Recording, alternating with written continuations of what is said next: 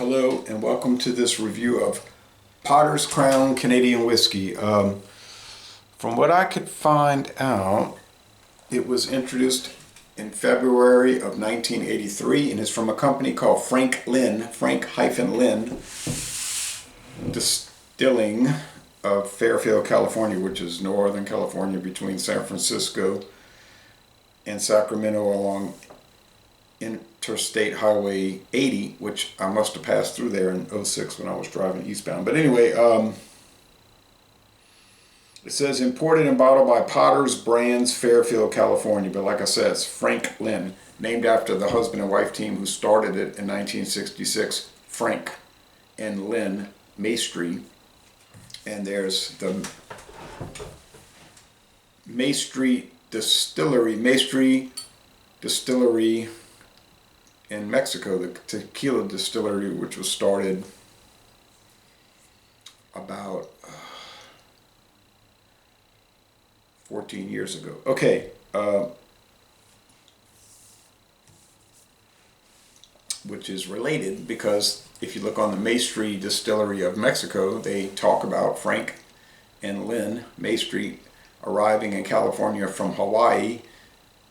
There's a little discrepancy there because the Mexico website, Maestri Villanueva, there's two names, Villanueva. They're saying 1965. The Maestri, Frank-Lin Maestri website, Frank-Lin Distilling says 66. But they said the company has been continuously in production since 1933, since the end of Prohibition, so they must have taken over another company. All right, but anyway, a little confusing the way they write their website. Age a minimum of 36 months. That's the law in Canada. It has to be at least 3 years. Imported Potter's Crown Canadian Whiskey, a rare blend of Canadian whiskey, distilled and blended in Canada and bottled in California. All right. Didn't see a glass bottle. I bought this big handle, plastic. Nothing says quality like plastic. Bought this at International Market. Now, Total Wine had it, and when I went back to buy it, they didn't have any more. And then I saw it close by at International Market in Metairie, Louisiana, and it was $14.99. So I think that was the going price. Anyway, $14.99. Yeah. So, it's a very basic label. It's listed, to be fair, it's listed under the Frank-Lin Distilling Company website as one of their value brands. They got premium liquors and value, what they call value brands. So and it was on the bottom shelf. Okay, at International Market. I found no video reviews for this, so this is the first video review for this product in the world.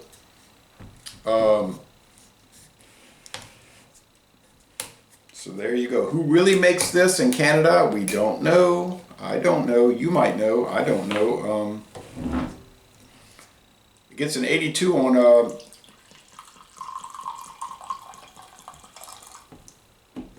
Total Wine & More's website. 8.2 out of 10. So they're saying, and the first review I read said, don't let the haters fool you. It's not anywhere nearly as bad as they're saying, and in fact it's pretty good. That was the first review, saying that people are hating on it and just calling it bad because of the inexpensive nature of it. Okay, so I can't say either way. I never had it, don't know what to say about it. I'm not thrilled with the bottle design. I don't know why they call it Potter's Crown. I don't know what Potter's, and there's like a Potter's vodka, a Potter's gin, Potter's rum, apparently. It might have something to do with like in-laws, like somebody who married into the family and they're very close to them. They use their last name Potters. I know with Sazerac, they have a line of liquor that seems to show up at Jewel, Osco, Vons, Safeway, Albertsons, and it's called J. Brandt. You say, well, who is J. Brandt? But then you start researching the history of the Goldring family who owns Sazerac, and you'll see that there's a relationship with the Brandt family, B-R-A-N-D-T, of New Orleans. So I think these are done for that reason, just as like an honorary, to honor somebody that's close to them. And then the average consumer is not going to know who is D.W. Anders, right? Because that's a brandy that they sell at the stores I just mentioned. Who is J. Brandt? Who is Potter? But then the people making the product knows. And, they may be saying like, we named that after y'all. All right. So the appearance is amber. Yes, amber. It's an amber appearance. Now, does it have coloring added? It may, because Canadian whiskey is allowed to have coloring added. Now, if you look at their premium whiskeys, they do have Canadian premium whiskeys, not value brands, not $14.99 for a handle. The premium one was called 8 something. Something to do with number 8. I've never heard of that brand, but it might be common in California. All right. And I'm not going to, spend time researching a brand that I've never seen. I'll research something I'm trying to find out about that I own. Okay. Canadian whiskey is allowed to have coloring and flavoring added, and they do not have to disclose that on the bottle.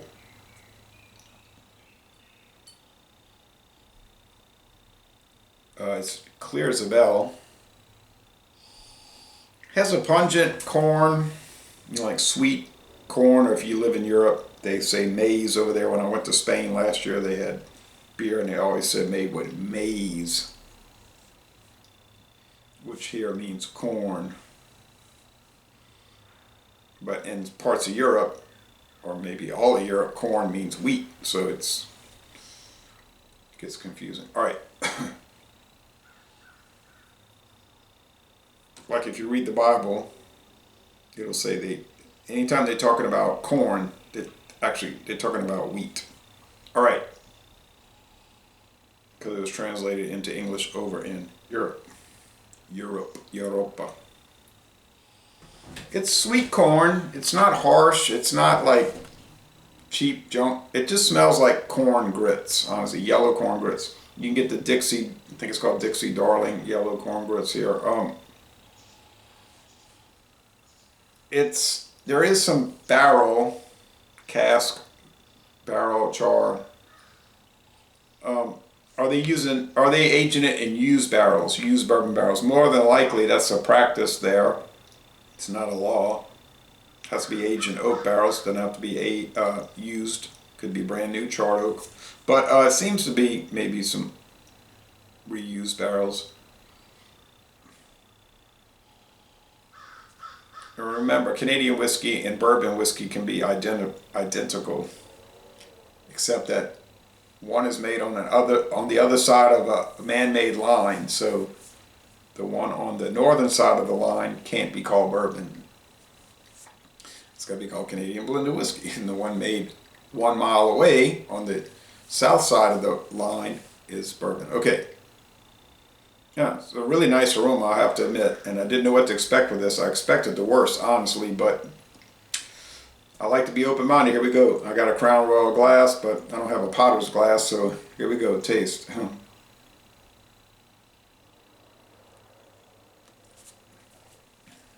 when I was making that comparison, like Canadian whiskeys very often will have like a lot of corn, some rye.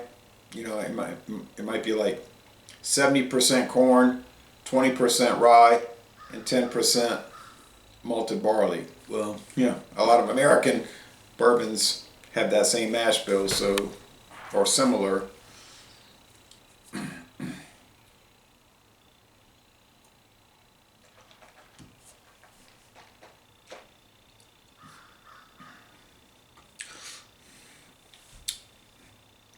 Does it just taste like ethanol? It tastes like that in a way. Like if you get some inexpensive American bourbons, they'll have that ethanol flavor, which is corn alcohol. Like the WD bourbon.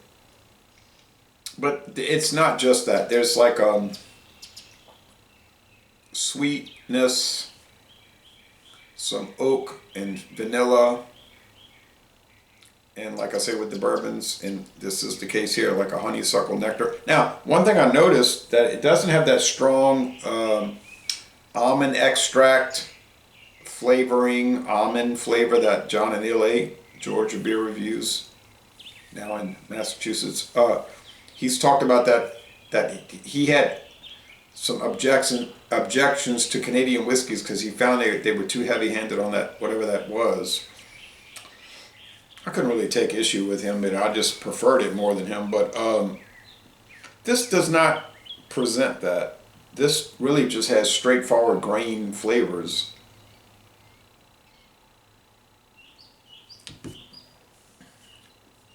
Could they be flavoring it with something? They could be. It doesn't appear that they are. It tastes like sweet corn and all the things I just described. So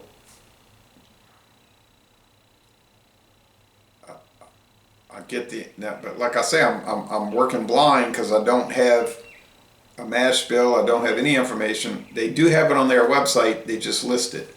Potters Canadian. That's all they say. Potters-Canadian. That's it on that chart. But it's technically listed with no description. So they don't tell you here anything. A rare blend. Yeah, it's definitely rare in my town because I've never seen it in my parish, my whole parish. We don't have counties, we have parishes. I've never seen it. It's got a crown for King Charles III. Although this bottle probably was made when it was for Queen Elizabeth II. But King Charles III, King of Canada, the United Kingdom, Australia, New Zealand, Jamaica, the Bahamas, Belize, and other realms, dominions, and territories. But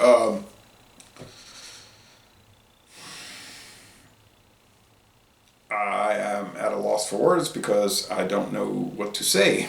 You know what I mean? I don't know anything about the product. Like I say, I'm having to work blind. Medium bodied. It's a pretty crisp finish. It doesn't linger. It's not a drawn out finish.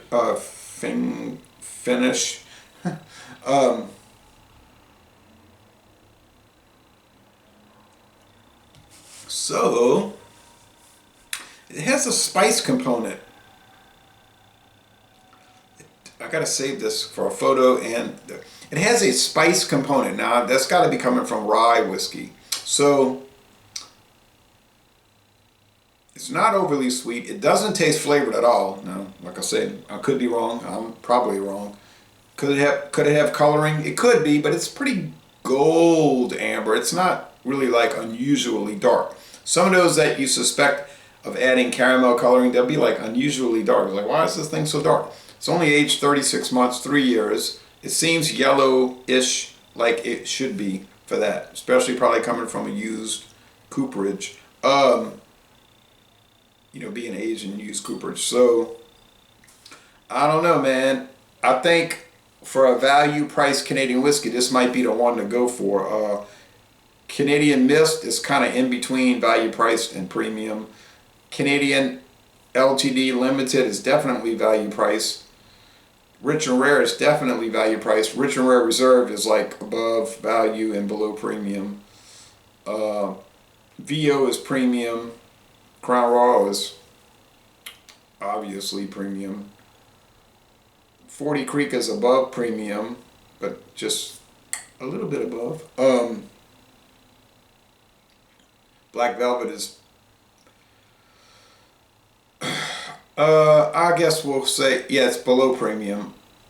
It's between value and premium. But some of those would have a hard time competing. But the reason I mention all of those, they would have a hard time competing against this one. So it just goes to show you, you find these off-the-wall products from a company that, even though the company's been around since at least 1966, and according to their website, in some other format, 1933. So you can find some good products. Now, I can't comment to their tequila, but they cover all the bases. You know, they got vodka, rum, gin, brandy, single malt scotch, which I never heard of any of those brands. Blended scotch, never heard of any of the ones they were showing. But some of these independent bottlers can put out some really competent and good stuff. And this is one of them. If you look at their website, they don't claim that they produce anything.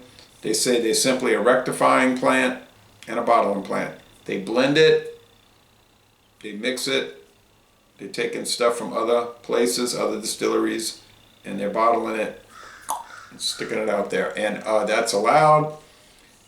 And it's widely practiced in Scotland, the United States, I would assume Canada, Ireland. So you get a lot of misses, you know, when you get these oddities. Some of them will be questionable.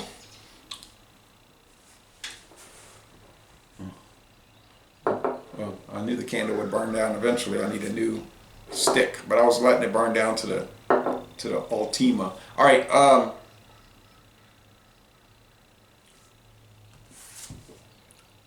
I really like it. I don't find anything unpleasant about it. I don't find anything objectionable about it. I like the honey note. I didn't mention that before. It has a honey note, or in a nectar. I did mention that. It's a mighty fine product. It just, like I'm reiterating, just goes to show you, until you try the product, you can't really judge it. And I'm gonna go look at reviews. I'm sure there'll be some atrocities on there, you know, talking about how it's like nail polish remover and it's just a nightmare. But that last review I read from the past month was saying, don't believe those people. The guy said, don't believe those people. And now I've tasted it and I'm not going to believe them. So I'm willing to try these independently bottled products, and my experience so far has been mostly positive. Not 100%, but mostly. So Laissez-les Bon Temps Relais, I'm going to go with a 93, 90, I'm going to take that back. I think I need to go with my gut, because I was starting to question myself just now. I was starting to think, nah, it's too high, they're going to pick on you. And that's not good. I'd rather delete the channel than do that. I was thinking about that the other day. I said, I'll take every video down before I start changing it to score to please people. I was glad when I had 15 subscribers. I thought, 15 people watch my channel, they like what I'm saying. I could live with that. You know, I was happy. So I can't do it. I'm gonna go with 93. For good or ill, I think it's the most excellent product. I think it's gonna do very well in my taste challenges. But I'm really interested in the Crown Royal matchup. But time will tell. And yeah, if I catch myself falling into that trap, I'm gonna hopefully forever in the future stop and say, no, it's not that. The channel's not about that. It's just trying the product, telling people what you think. If they don't like it, you just have to deal with it, you know. And I'm going to stick with that. So anyway, so Laissez-les Bon Temps Relais, 93 out of 100, 9.3 out of 10. And I'm going to end this review by saying y'all go to Fairfield, California, and it's not actually a distillery, but a facility, and take a facility tour.